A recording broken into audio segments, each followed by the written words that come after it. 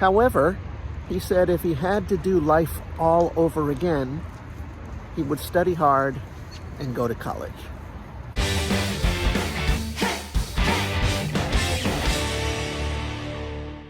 Good morning. Welcome back to my channel. Today, I thought I'd give you guys my impressions of Wuhan, of China, after being back from holiday for about a week now.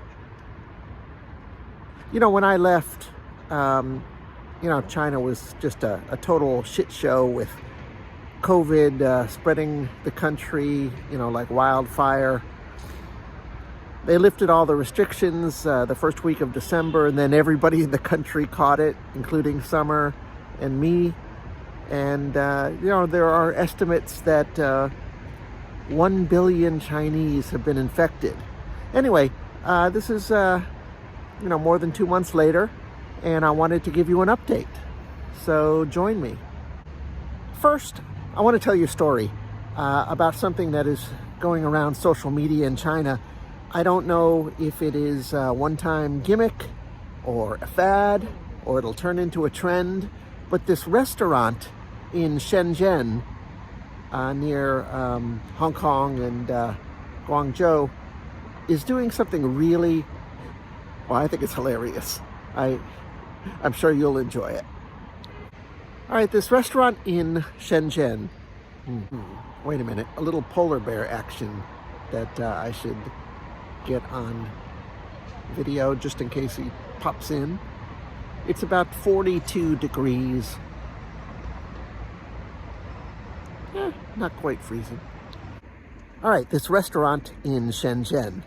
In China, just like everywhere, you can get your meals delivered, and there are apps, and it's just part of everyday life. Well, in this one restaurant, they have a new gimmick. You not only can choose your food from the menu, you can choose your cook. There he goes.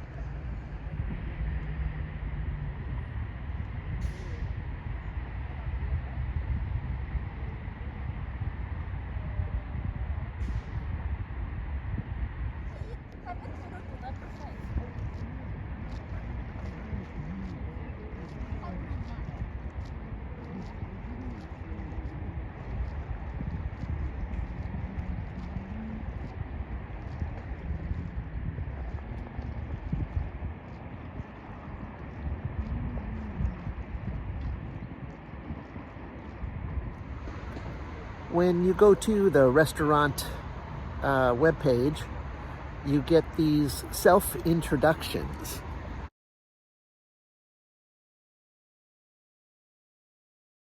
So let's start with Chef Zhang. Chef Zhang, he married at an early age. He started cooking at age 17. He started in 2005. He says, and these are self-descriptions, he says that he is an emotionless hard worker. He says he wound up at this restaurant because a friend told him that they pay high wages. His specialty is beef brisket, and he says he's married and he wants to support his family, so please support me. And now I want to introduce Chef Wu. Chef Wu has relatively little experience. He dropped out of high school, started to become a chef at age 15. He wound up at this restaurant because he's from Hunan. It's a Hunan restaurant, and he likes, the people, the camaraderie. However, he said if he had to do life all over again, he would study hard and go to college. He says, although he has very little experience, he's a very diligent worker, and he's given himself a nickname. Wait for it. Ruthless Cooking Machine. All right, I'll just stop there with two little bios. Who would you order food from? I don't know if this is going to be, catching on as a trend. It's, it could be a tool used for evil, right? If if you don't get good reviews and if you don't get picked too often, you could be the first one to be like a Hunan delicacy, like a fish, and get his head chopped off.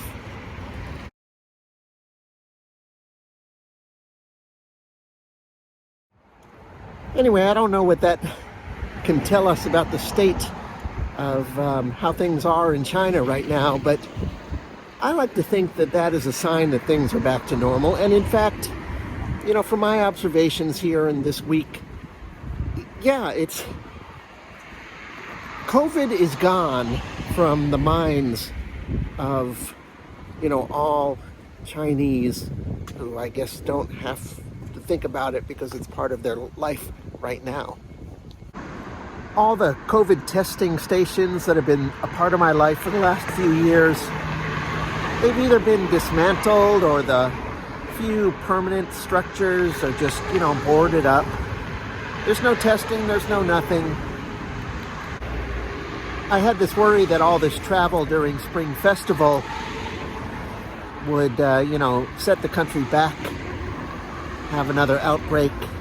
But, you know, apparently not. Let me talk a little about school now.